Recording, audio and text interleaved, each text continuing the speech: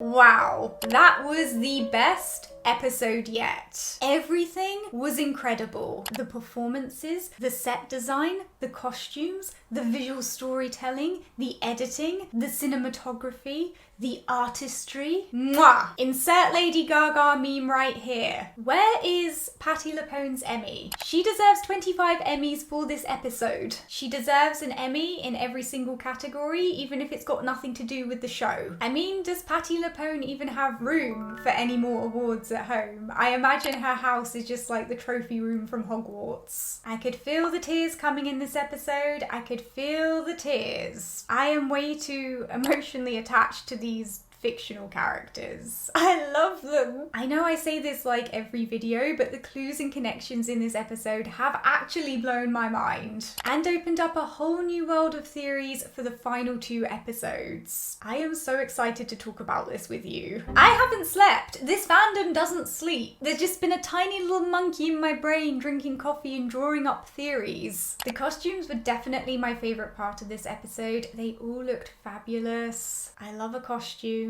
Especially Agatha dressed as the Wicked Witch of the West. It made me feel homosexual. Kathryn Hahn wears a suit like nobody else. You have no idea what Kathryn Hahn in a suit does to me, and you are better off not knowing. There's gonna be an immaculate conception. Rio in her death form also made me feel homosexual. It's called The Truth. I can't say the reveal was a shock exactly. They have been drop kicking us in the face with the hints. We all saw it coming. Oh, but I appreciated it nonetheless. Of course that's Agatha's type. Of course. It fits so well. I hope they're looking for a third. Speaking of homosexuality, how many gay jokes can you possibly cram into one episode? Apparently it's quite a lot. The writer's room were having a lot of fun with this one. Agatha leaving that pause in between ex and best friend when she was talking about Wanda. They know what they're doing. Oh god, they know about the fan fiction. That awkward moment when the gang discovers you've been laying it down on the cosmic entity of death.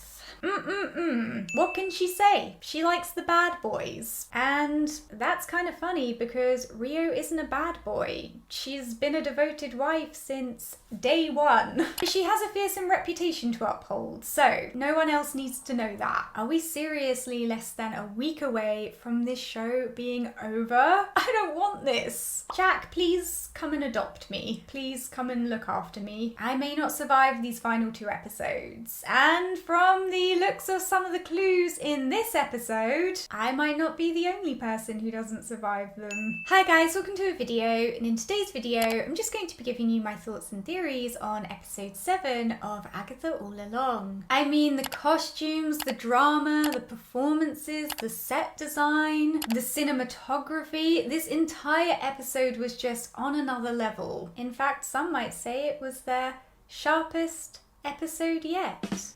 The first thing I want to discuss is the moon design on the drawbridge. This moon phase is the waxing gibbous moon, and it is associated with the air element in Wicca. This connects to Lilia and her trial, since she is the witch who represents the air element, and interestingly, the waxing moon can also represent introspection, inner strength, confidence, and personal development, all of which are relevant to Lilia's character arc this episode. The next thing I want to discuss are the tarot readings and tarot cards in Lilia's trial, because they reveal some incredibly interesting clues about the characters and their individual journeys. Upon Billy's reading for Agatha, he reveals the Chariot card upright. The Chariot signifies willpower, success, overcoming conflicts, and moving forward in a positive direction. This could be a clue that Agatha is set to overcome any potential conflicts coming her way. And oh boy, do we know conflict is coming her way, and that her future leans in a more positive direction than a negative one. Billy then reveals the 7 of Swords reversed for Agatha, and the 7 of Swords reversed signifies coming clean, a renewal of conscience, taking responsibility, and making positive changes. And this could suggest that if Agatha has been hiding something, we can expect to see a confession from her soon. The positive interpretations of this card also align with the positive interpretations of the Chariot card, and together they suggest that Agatha's character may ultimately undergo a positive transformation. However, here's where it gets tricky, because when upright, the Seven of Swords can signify a cunning victory attained by deception and trickery, but the reversal can also stand for a more extreme version of such behaviour, and it can represent pathological liars and two-faced, toxic or dangerous people. So it will be interesting to see which one of these two meanings ends up being applicable to Agatha's character over the next 2 episodes. Agatha then does a reading for Billy, and since this reading was rushed and thoughtless, it could be the case that these cards don't mean anything. But knowing how layered this show is, I thought we'd discuss this reading anyway, just in case it does contain 1 or 2 clues. For the Traveller placement, which represents Billy, it's hard to see, but it looks as though the card is the Five of Wands in the upright position. And this card signifies disagreements, competition, tension, and arguments. And it can mean there's a conflict brewing that's about to blow up. And this seems rather fitting, considering Billy's current relationship and dynamic with Agatha. For the What's Missing placement, the card is the Two of Wands in the upright position, which signifies being attached to the past, fear of the unknown, a fork in the road, and personal development. This makes sense in terms of Billy still being emotionally attached to the life he had before, especially with Tommy and missing that. And it also makes sense that Billy needs to work on his personal development to reach his full potential, and that he needs to start thinking more carefully about the decisions he is making on the path ahead of him, especially with the stakes being so high. For the path behind, the card is the World in the upright position. This card can signify the end of one chapter and the beginning of a new one, which makes perfect sense given that William Maximoff transferred into Billy Kaplan's body and essentially began a whole new life. For the path ahead, the card is the Page of Swords in an upright position. This card signifies watchfulness, caution, and a need to look behind as you move forward. It can also signify fresh insights and messages about to arise. And again, this makes perfect sense for Billy, considering who he is surrounded by. Witches who need to be treated with caution, but who also have layers to them that are yet to be revealed. For the obstacles placement, the card is the Wheel of Fortune in an upright position. And this card signifies cyclical change, destiny, and things that are generally outside of our control, which suggests that the obstacles in Billy's path could be related to one or all of those factors. Interestingly, the Wheel of Fortune card features an Anubis figure, and Anubis is the ancient Egyptian god of the dead and the afterlife, which could be a connection or a nod to Rio, meaning that potentially she is an obstacle for Billy. Originally, I thought the Anubis figure might be a nod to Mephisto, just because naked red Anubis is reminiscent of Mephisto, but it being a nod to Rio seems like a much more plausible theory, considering Billy is inhabiting a dead body that she may want. That, and there have been hints at a significant connection between the two of them throughout this entire show. And of course, the obstacles precede the Windfall, and for the Windfall placement, the card revealed is the Hanged Man, and this card suggests ultimate surrender, sacrifice, or being suspended in time. So when we put the obstacles and the Windfall together, it's likely there's a change caused by outside forces, or a figure such as Rio that is going to place Billy in a situation where he is either forced to surrender or where he has to sacrifice himself for the sake of the greater good. It's also interesting that the Hanged Man is the one card we get a close-up shot of, which suggests that it has significant meaning to Billy's story. And for Billy's destination, the card is the Ten of Swords, presumably in an upright position, and this card signifies an extreme situation, violence, and destruction. This card, alongside the Five of Wands and the Hanged Man, suggests that the conflict and the competition within the coven is going to lead to betrayal, which ends in a disastrous situation for Billy. And this interpretation would also explain why Lilia protected Billy from the other witches with the sigil until he unlocked his power, since she potentially sensed or foresaw this coming. And this connects back to Joe Locke's credit slide Near Death in Westview, and Ralph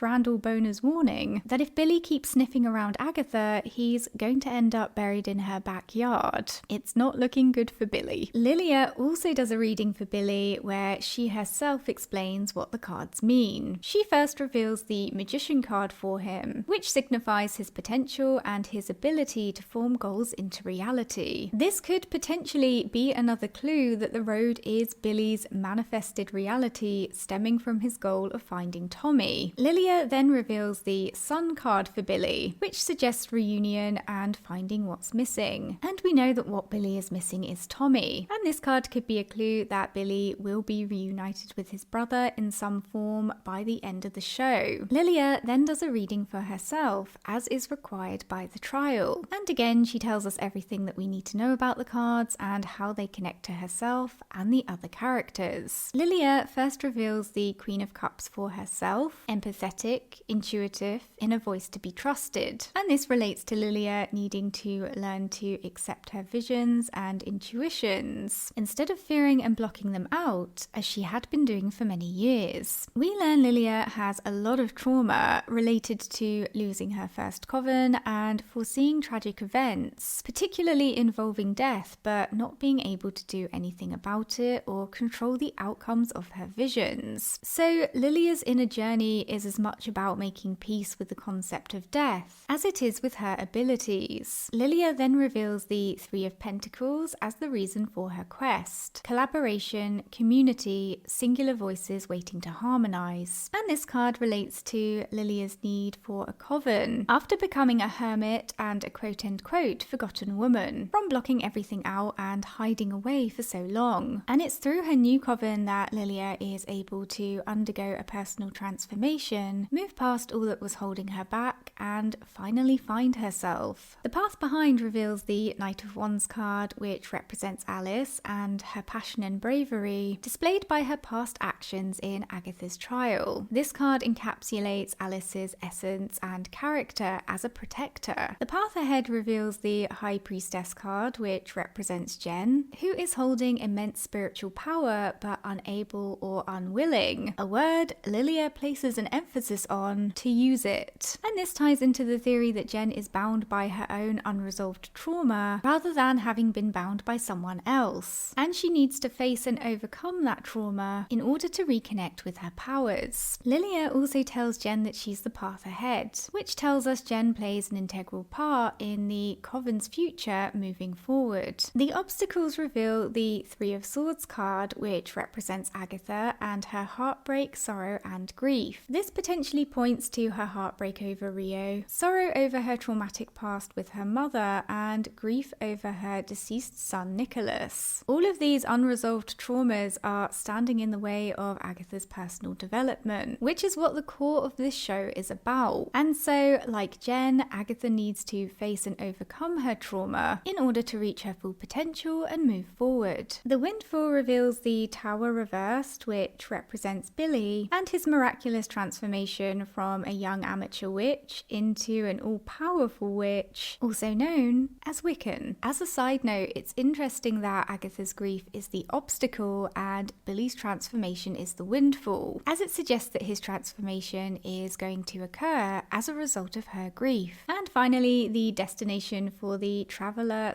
/ Lilia is death. This one is pretty self-explanatory since Lilia sacrifices herself and steps on the train to Deathsville. There's only one stop. So the tarot element in this episode reveals a lot about each of the characters' inner workings and potentially offers us some clues as to how each of their stories are going to unfold going forward. The costumes that the witches are wearing also contain clues about their characters and respective journeys. Of course, they are all dressed up as famous witches, which is related to Lilia's frustration about the stereotyping surrounding witches encouraged by popular culture. And yes, Maleficent is a fairy, but you know, she's witchy enough. Lilia is dressed as Glinda the Good Witch from The Wizard of Oz, and this ties into the prevalent Wizard of Oz theme and connections which have been threaded all throughout the show. Glinda in the Wizard of Oz books is much older than her appearance would suggest, and this parallels the fact that that Lilia is also much older, 450 years old to be precise, than her appearance would suggest. In the Emerald City of Oz, it's stated that Glinda commands the spirits of the air, which is a connection to Lilia representing the air element, and in Glinda of Oz, we learn that Glinda resides in a castle, which connects to the castle backdrop for the trial. Glinda is also a strongly protective character, and this connects to Lilia's protective character this episode, where she sacrifices herself to save the coven. As a side note, in relation to that, we can also see a knight's armor inside the trial, which is another visual clue that Lilia is a savior figure this episode. Agatha is dressed as the Wicked Witch of the West, and this is again related to the Wizard of Oz theme that is prevalently threaded throughout this show. But there are also a couple of interesting parallels between the Wicked Witch of the West and Agatha's character, which may explain this costume choice, beyond Catherine Hahn looking dreamy in a suit. Firstly, in The Wizard of Oz, the Wicked Witch of the West is a very power-hungry figure who is fixated on increasing her power by obtaining the silver shoes. And Agatha is also a power-hungry figure who is fixated on increasing her power through any means necessary. Secondly, the Wicked Witch of the West also features in Gregory Maguire's book, Wicked: The Life and Times of the Wicked Witch of the West, which portrays her character in a more sympathetic light and uses her journey to explore the concept of evil and nature versus nurture. And this runs parallel to the sympathetic layers that have been added to Agatha's character in this show, such as her trauma caused by her abusive mother and her grief over her deceased son. And this, like the Wicked Witch of the West in Wicked, reframes Agatha as a misunderstood character as opposed to a purely villainous one. Billy is dressed as Maleficent from Sleeping Beauty, which, as Agatha points out, he seems pleased with. I don't know if this is Agatha highlighting Billy's self-perception as dark and dangerous, or if it's a hint that she knows he has an influence on the road and therefore his look. But similar to the Wicked Witch of the West, Maleficent is another traditionally villainous character who has appeared in revisionist material, namely in the live-action Disney film Maleficent, and been reframed in a more sympathetic light. The thing is, we know Billy has a dark streak, and in the comics he is also quite a complex and tortured soul, so you can sort of see the connection to Maleficent in that. But he is supposed to be a hero figure, which complicates things. And this makes me wonder if Billy is going to become more of an anti-hero or misunderstood figure like Agatha by the end of this show, or were the writer's room simply making an evil fairy joke? I don't know where they draw the line. Jen is the evil queen in her peddler form from Snow White. The evil queen truly is evil, and unlike the Wicked Witch and Maleficent, she doesn't appear in any revisionist material, revealing her as a misunderstood character. However, the main connection between the evil queen and Jen is the vanity aspect in both characters, and of course, their gift for brewing potions. Interestingly, Jen is also holding an apple, which of course is related to the apple used to poison Snow White in the film. However, I wondered if the apple was a hint that Jen is going to deceive or betray someone at some point, or maybe it simply just connects back to her dodgy dealings with concoctions that have left people needing skin grafts in the past. Personally, I can't see Jen turning out to be evil, but she has shown a ruthless, selfish streak in the past, so we know what she's capable of and that she's not a wholesome cinnamon roll either. I mean, ultimately, the evil queen costume could just be for the visuals, but usually the costumes do contain hidden clues, so it will be interesting to see what happens with Jen and if there was a further meaning behind this costume. A final observation about the costumes is that Lilia's is the only one not associated with wickedness. This perhaps highlights that Lilia is the only character there who doesn't contain a wicked streak. And when we compare Lilia's behaviour and character to Agatha, Billy and Jen's respective behaviours and characters, this does make sense. It's worth noting that both Alice and Lilia are the only two witches who have put the coven before themselves and made great sacrifices, whereas the more selfish characters are still alive and proceeding down the road. And this connects back to the Italian artwork in Billy's room, the description of the land of Cockaigne, where whoever works the least earns the most. This piece depicts a fantasy land full of magical visions where greed and bad attributes are rewarded, which I thought was very interesting and creates a new theory that the witches are dying in order of the goodness of their character. The reason I've left Sharon out of this, not that it changes anything either way, is because I still think that Sharon was Rio in disguise. Oh yes, I'm still clinging on to that theory. The next point of interest is the subway station that can be seen when Lilia and Jen are underneath the road. This connects back to the third episode where Sharon tells Agatha that all she would have expected to see down here were remnants of the old failed public transit system. And this leads us to the question of, are the Coven just running around in an abandoned subway under the illusion that it's the road? If so, this tracks with the theory that Billy or someone else has conjured up the road and it's just a giant illusion. Or is the road real but has random exits? Or did the road conjure up an exit just to test Jen? The questions are many. Personally, I think the subway station does place another point in the road is an illusion created by someone category, but we'll see. Billy and Agatha's conversation on the road before the trial is also a point of interest for several reasons. For example, when Agatha refers to Wanda as Billy's mum, Billy becomes defensive and he responds with, "She's not my mum, I have a mum," which indicates he holds some complicated feelings towards Wanda, most likely related to her undoing the hex and therefore undoing him and his brother. And those complicated feelings are an interesting and revealing aspect of his character, which potentially sets up future conflicts and complex relationships with other characters in the future. Speaking of Wanda, Billy asks Agatha if she's dead, to which Agatha responds with yes,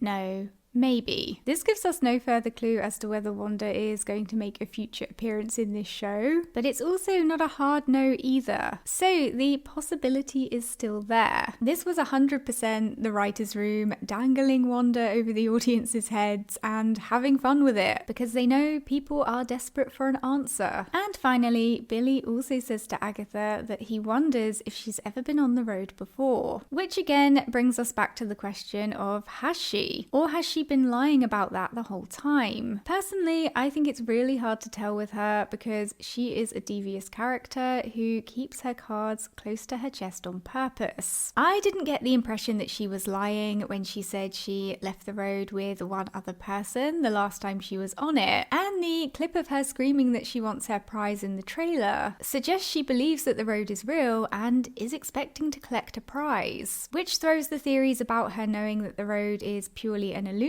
out of the window. To be honest though, the authenticity of the road is the thing I'm most confused about. There are hints that it's all an illusion, that Billy is influencing it, and that Agatha is aware of this. But then there have also been hints that it's real. I mean, was the road that Agatha survived real and this one an illusion? Are they both an illusion? Or are they both real? So I don't think Agatha is lying about having been on it before, but as is signature to this show, it's likely that there's some unexpected twist to this, or there's more to the story than we currently know. The most interesting part of this episode for me is when Lilia explains to Billy that she put the sigil on him because she saw who he was, who he would become, and knew he'd need time. And this was interesting to me because, as I understood it, Lilia knew Billy would need time to gather up his powers to protect himself. And when she says that, the shot then switches to Agatha, which I took as a hint that Agatha is who Billy needs protecting from. This theory is reinforced by the interested look on Agatha's face when she hears what Lilia is saying. There are definitely wheels turning in her head where Billy is concerned. And this could also connect back to the theory that something bad is going to happen to Billy back in Westview at the hands of Agatha. I also think this is why Lilia hid Billy's spellbook from Jen. She knows Billy has something of worth or interest to the other witches, and that if they discovered it, they may potentially be a threat to him. This would also explain the what looks to be evil eye, which is a protective symbol against negative energies and intentions, on Lilia's crown, which matches the evil eyes on Billy's jumper, one of which is directed towards Agatha, which is yet another hint that she's a threat or a perceived threat to Billy. So the evil eye is a clue which connects Billy and Lilia together and suggests that it's her purpose to protect him. Moving on to Rio, who is revealed as as death this episode. I can't imagine this was a shock to anyone at this point with all of the hints that they've been hitting the audience over the head with, but I thought it was a nice visual touch that Lilia and Jen fell in a position, which created a black heart shape between them just before her reveal, because it connects right back to Rio's My Heart is Black line from episode 1. It's also a nice visual touch that they presented death in a similar form to that of the death on the tarot card, and that they utilize the lighting to emphasize the duality of Rio's powers too. The only visual clue that stood out to me in this scene is that Rio appears to be holding a flower, which to me more or less confirms that she is able to give the gift of life, or is involved in the process of creating new life, in the same way that she's involved in the process of taking life away. And this clue is way more prominent here than it is on the tarot card. And you know what I'm going to say. This is yet more evidence that she is Nikki's baby daddy. They have been hitting us over the head with the connection between Nicholas and flowers throughout this entire show. I will say, I think the Coven being made aware of Rio's identity, and that Agatha has not only withheld that information from them, but has been involved with her intimately too, will change the whole dynamic between them going forward. Billy and Jen are already distrustful of Agatha, so now that this new information has been thrown into the mix, I suspect the hostility and suspicion is about to increase tenfold, which, like Billy's tarot reading suggested earlier, is likely going to lead to some kind of outburst or conflict, which may also open up an opportunity for Agatha to start being honest with Billy and share things that she has previously kept hidden, leading him to gain new insight about her. Whether this will improve their relationship or make it worse is yet to be seen. The Salem Seven also reappear and find their way into Lilia's trial, where Lilia sacrifices herself to protect the Coven from them, but we only see 5 of the 7 get impaled, which raises the question of where are the other 2. The fact that 2 of them are missing suggests they still pose a continued threat to the Coven, although much less of one, so we'll just have to wait and see what happens. I could be way off the mark here, but I do wonder if the 2 who escaped were the 2 who are able to transform into a crow and an owl, since those are airborne creatures. Then again, they seem to just disappear, so who knows? I'm sure it will be explained soon. Time is a huge theme throughout this episode from beginning to end, or should I say from end to beginning, since the episode starts with Lilia meeting her end and ends with a younger Lilia and the words, "Let us begin." A very cool touch from Jack there. Lilia tells Jen the flow of time is an illusion, and that when she was a child, she experienced her life out of sequence and in flashes, and now it's happening again. The editing and non-linear flow of the episode reflects these experiences and allows us to enter Lilia's headspace and experience time from her perspective. There are also a lot of very cool visual clues relating to time in Lilia's trial, such as the sand timer symbols on the back of the tarot cards, the phoenix symbol on the banners. In mythology, the phoenix is a symbol of rebirth, immortality, and life after death, and is therefore associated with time, and Lilia is also 450 years old and is connected to the phoenix through the mythical bird's longevity. The sun symbols on Lilia's outfit. The way we define time ultimately comes from the sun and its movement, and the sand timer having floral imagery connects it to Rio,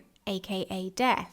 And of course there is an association between death and time running out, and the "your path winds out of time" engraving, which reflects the fragmented, non-linear flow of the episode, and is a nod to how Lilia's path is out of time, as well as referring to the fact that her life is about to end. As a side note, one of the authors on the books on the shelf in the trial is Edward Bulwer-Lytton, and his most famous quotation is, "The pen is mightier than the sword," which is not only a clever connection to the sword theme in the trial, but it could be a hint that there's something in Billy's spellbook which is going to help him triumph in a fight. And finally, within the exit to Lilia's trial, we can see a green glow. This indicates it's the Earth trial next. But the question is, who does the Earth trial belong to? We know Billy is the Black Heart and an official member of the Coven, so that indicates that he's due to have a trial. But it's still unclear how he connects to the earth element, and this connection is important because the trials are connected to these elements. We can see from the trailer that the trial is set in a morgue and involves body bags and dirt. Billy is inhabiting a dead body, so the death theme is connected to him in that sense, and perhaps the burial aspect of death is a tongue-in-cheek connection to the earth element, but it does seem like an extreme association for his character. The other thing is, we know that green is Rio's colour, which connects to the green glow inside the exit. Rio is also the original Green Witch, which connects to the earth element, and she's also death, which connects to the death theme. So whilst I can see how the trial connects to Billy, I'm going to say that I think the trial is actually Rio's. Place your own bets down in the comments section below. It'll be fun to see who gets it right. Probably not me. Overall, episode 7 was a masterpiece and, in my opinion, one of the best episodes so far. I am nervous for these final 2 episodes because even though I have my theories, anything could happen. The writers' room have been pretty on their game with the unexpected twists.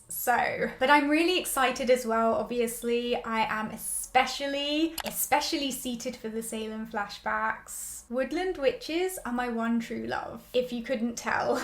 And if we do get any romantic Agatha and Rio scenes, it may just put me in my grave. It might put Agatha in her grave too. Who knows? Oh man, these last 2 episodes. The gay explosion, it's headed our way. And baby, I am strapped in.